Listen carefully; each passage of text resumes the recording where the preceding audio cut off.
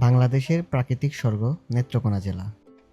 সবুজ পাহাড়, স্বচ্ছ নদী, বিস্তীর্ণ হাওর আর মন ছুঁয়ে যাওয়া গ্রামীণ সৌন্দর্যে ঘেরা এই জেলা সত্যিই প্রকৃতিপ্রেমীদের জন্য এক অনন্য গন্তব্য। আজকের ভ্রমণে আমরা ঘুরে দেখব নেত্রকোনা জেলার মনোমুগ্ধকর পাঁচগাঁও গ্রাম। দৃষ্টিনন্দন হাওর, মন কেড়ে নেওয়া গ্রামীণ সড়ক আর প্রকৃতির এমন কিছু অপূর্ব দৃশ্য যা আপনাকে একবার হলেও নেত্রকোনার ভ্রমণের অনুপ্রেরণা দেবে। তাহলে আর দেরি কেন, চলুন ক্যামেরার সঙ্গে আপনাদের নিয়ে শুরু করি প্রকৃতির স্বর্গ নেত্রকোনা ভ্রমণের এই সুন্দর যাত্রা। চলে আসলাম মহাখালী বাস স্ট্যান্ড। এখান থেকে আমরা নেত্রকোনার যে কমলাকান্দার উদ্দেশ্যে যাত্রা করব, কিন্তু দুর্ভাগ্যবশত আমাদের সাথে আমরা কমলাকান্দার যে ডিরেক্ট যে বাসগুলো আছে আমরা সেই বাসগুলো মিস করছি। আপনাদেরকে দেখাচ্ছি, এ হচ্ছে মহাখালী বাস স্ট্যান্ড। আমরা মিস করার কারণ হচ্ছে কমলাকান্দার বাসগুলো সবসময় 10:30টার মধ্যে ছেড়ে যায়। আমরা 10:50 আমরা এখানে উপস্থিত হই। যারাই আপনারা এই রুটে চলাচল করবেন, নেত্রকোনা যাবেন, তারা অবশ্যই ঠিক 10টার আগে 10:30টার মধ্যে আপনারা উপস্থিত থাকবেন। নেত্রকোনা কলমাকান্দার বাস যে 10:30টায় ছাড়ে তা আমরা জানতাম না, বিদায় আমরা বাস মিস করেছি। তারপর আমরা টিকিট কেটেই মহাখালী বাস স্ট্যান্ড এক্সপ্লোর করার জন্য বের হয়ে যাই। যেহেতু আমরা কিছু খাই নাই, সেহেতু আমরা চা এবং রুটি খাই। এই বাস স্ট্যান্ডের চাটা ছিল খুবই মজাদার।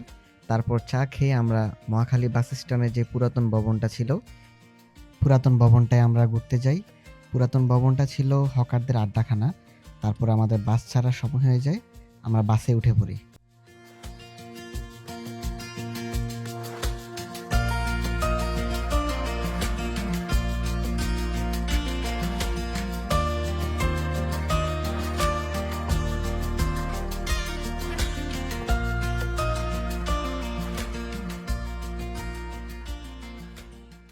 এখন সময় ভোর 6:01, 6:01।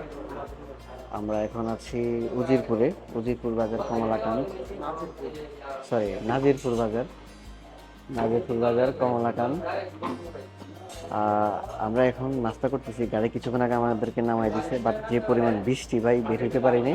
যে কমলাকান্দা বাজারে যাব সেটাও যেতে পারিনি। আমরা এখন নাস্তা করতেছি একদম ডিম দিয়ে পরোটা। ভাত সে খাচ্ছে, মজা পাচ্ছে। সে সারা রাত খেলা দেখছে, ঘুমায় নেই। আমি একটু খেলা দেখছি, একটু ঘুমাইছি। চোখে প্রচুর পরিমাণ ঘুম। আপনাদের সাথে দেখা হচ্ছে একদম কমলাকান্দা বাজারে গিয়ে। সকালের নাস্তা সেরে আমরা বের হয়ে পড়লাম কলমাকান্দা বাজারের উদ্দেশ্যে। আপনারা যদি ঢাকা থেকে সরাসরি রাত 10:30-এর গাড়ি ধরতে পারেন, তাহলে আপনাদেরকে কলমাকান্দা বাজারে নামিয়ে দিবে।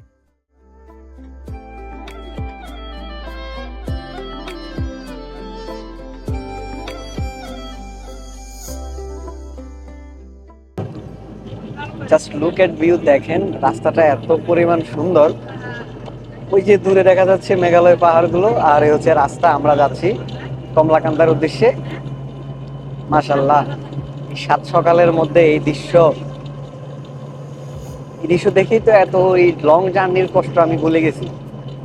এত সুন্দর।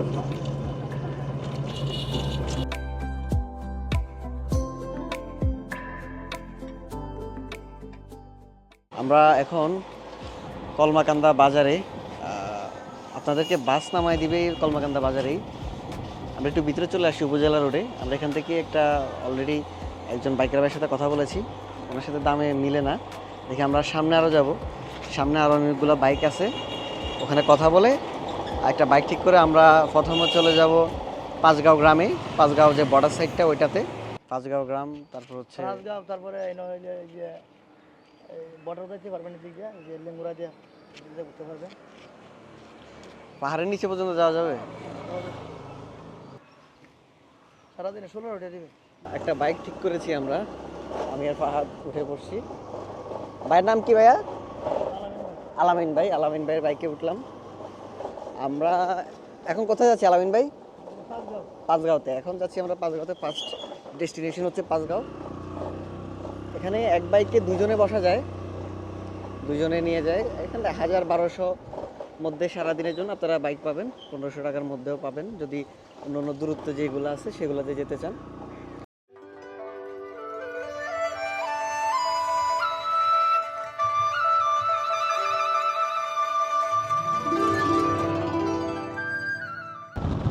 নাম না জানা একটা হাওরের মাঝখান দিয়ে যাচ্ছি আমরা। দুই সাইডে পানি থুদে করতেছে, আমরা মাঝখানে আছি বাইকে। আসলে এই অঞ্চলগুলো বাইকে এক্সপ্লোর করার মতো মজা আমার মনে হয় না অন্য কোনো যানবাহনে আছে। খোলাভাবে সব কিছুই দেখতে পারা যায়। বিস্তীর্ণ হাওর, প্রচুর বাতাস, প্রচুর বাতাস। আমরা একটা জায়গায় দাঁড়িয়েছি, এখানে হচ্ছে আমরা রাস্তায় আর দুই পাশে হচ্ছে হাওর। জায়গাটার নাম হচ্ছে কালিয়ারা, আমাদের আলামিন ভাই থেকে শোনা। ভাই এই রাস্তা দেখে আমরা দাঁড়াতে বাধ্য হয়েছি। কি বলো ফাহাদ? এত সুন্দর একটা রাস্তা। আমরা এখন কিছু ড্রোন ফুটেজ দেবো, কিছু এরিয়াল নিব, আপনারা উপভোগ করতে থাকুন ড্রোন ফুটেজগুলো।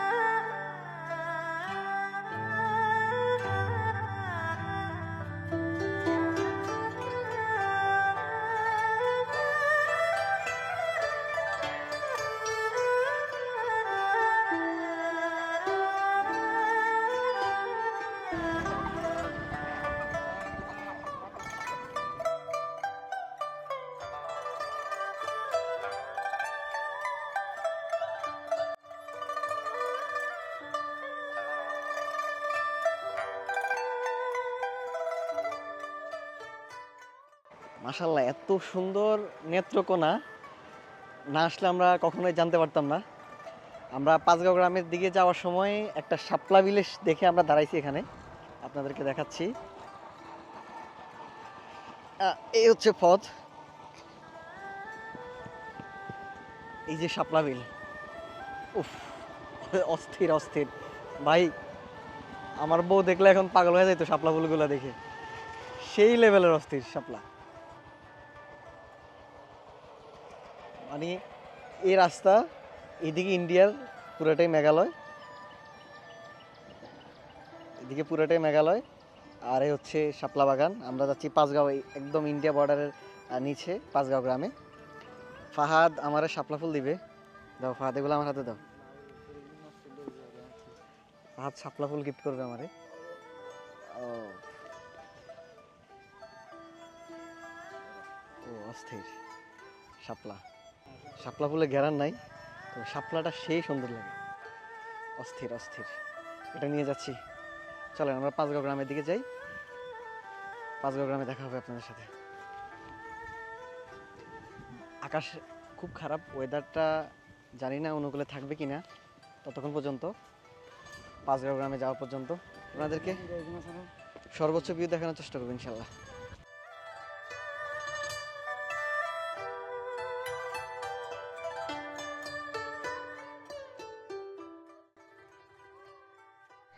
আপনি এই দৃশ্যটিকে কিভাবে দেখবেন আমি জানি না, তবে আমার লাইফে মোস্ট কিছু মেমোরিজের মধ্যে এটি সারা জীবনের জন্য গেঁথে থাকবে। দেখুন, সবুজের পর সবুজ, ঘোড়ার গাড়ি দিয়ে গ্রামীণ রাস্তায় মানুষ পারাপার হচ্ছে। পাঁচগাঁয়ে যাওয়ার রাস্তাটা মোটামুটি লেভেলের অনেকটাই ভাঙ্গা, কারণ এখানে বছরের প্রায় সময় বৃষ্টি থাকে, যার কারণে রাস্তাগুলোর অবস্থা বেহাল দশা। ওই যে দূরে দেখা যাচ্ছে আমাদের সেই কাঙ্ক্ষিত মেঘালয় পাহাড়। জানি না কবে ইন্ডিয়া যেতে পারবো, তখন এই মেঘালয় রাজ্যটা ঘুরে দেখবো, পাহাড়গুলো যাব। আপাতত পাহাড়ের পাদদেশে আমাদের ঠিকানা।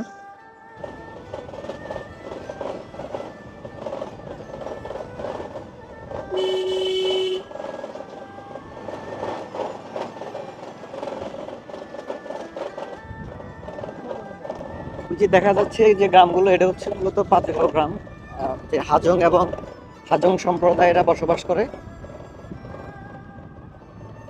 আমরা নামবো, দেখি এগুলো দেখার, এক্সপ্লোর করার চেষ্টা করবো, আপনাদেরকে কিছু এরিয়াল ভিউ দেখানোর চেষ্টা করবো।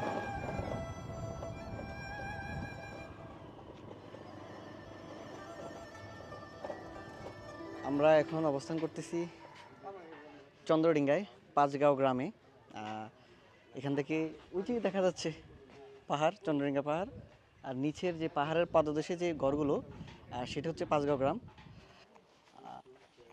আমরা পাঁচগাঁও গ্রামের মধ্যে যাচ্ছি।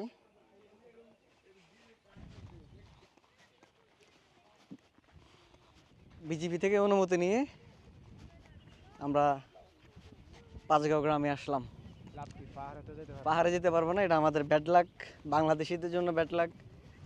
কারণ হচ্ছে এত সুন্দর পাহাড় দেখতেছি, কিছু সৌন্দর্য দূর থেকে সুন্দর। হ্যাঁ, আমাদের বেলাও তেমন হয়েছে, আমরা পাহাড়গুলো দূর থেকে দেখতেছি, দূর থেকে সুন্দর, উপরে যেতে পারবো না। আসলে সীমানা নির্ধারণের সময় কেন জানি এমন হয়েছে, বাংলাদেশের সবচেয়ে সুন্দর সুন্দর পাহাড়গুলো হচ্ছে ইন্ডিয়া সাইডে পড়ছে, যেগুলো আমরা যাইতে পারি না। যাক, আপনাদেরকে কিছু সিনেমাটিক এরিয়াল ভিউ দেখাবো এই পাঁচগাঁও গ্রামের। ভারতের মেঘালয় পাহাড়ের পাদদেশে অবস্থিত এই গ্রামটি তার সবুজ পাহাড়, টিলা, জিরিপথ, নদী আর শান্ত পরিবেশের জন্য ভ্রমণ পিপাসুদের কাছে ধীরে ধীরে জনপ্রিয় হয়ে উঠেছে। এখানে প্রকৃতির সঙ্গে মিশে আছে গারো ও হাজং জনগোষ্ঠীর জীবনযাত্রা। আল্লাহর সৃষ্টি যে কত সুন্দর, তবে আমাদের বাঙালিদের জন্য সবচেয়ে ব্যাড লাক, দুঃখের বিষয় হচ্ছে আমরা এই সৌন্দর্যগুলো উপভোগ করতে পারি না।